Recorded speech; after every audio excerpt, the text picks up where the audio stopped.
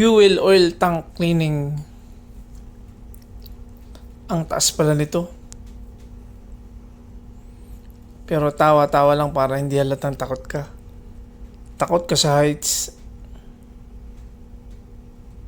Kailangan ng pera kaya kailangan sumama. 24 meters lang naman ang taas. Kaya meron kaming harness at saka full arrester para mas sure ang safety namin. Ganito kadumi yung ilalim ng tangke. Kailangan linisin. Magpapalit ng diesel.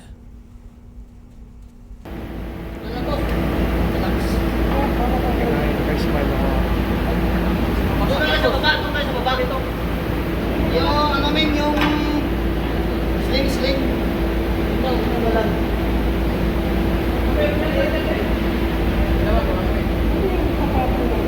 Oh, takbo na yung mix.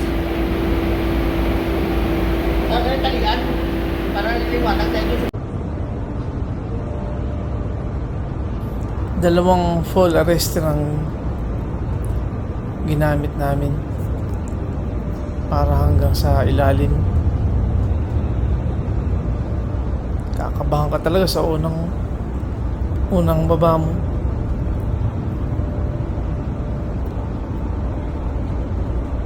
Pero sana yan lang, huwag kang titingin sa ilalim. Diretso lang ang tingin, sa hagdan ang tingin.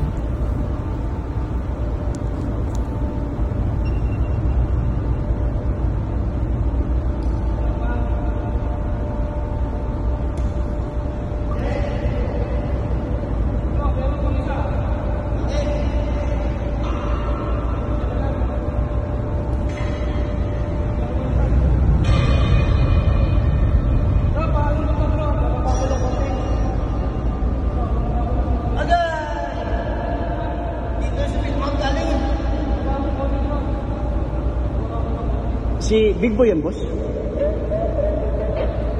Sabit ko na lang yung hook. Oy, sabit. Sabit na lang yung hook. Son.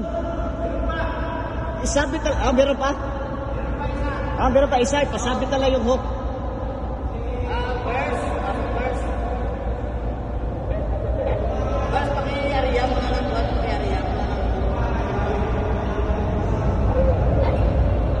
Tapos paki-baba na lang ng stupa. Paki-baba na lang ng stupa. Yung area mo na yung...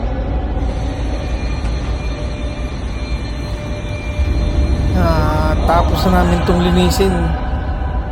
Final touch na lang.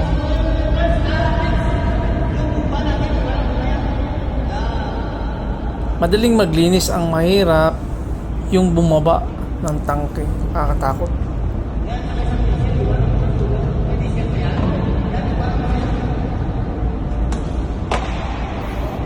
Ito yung heater.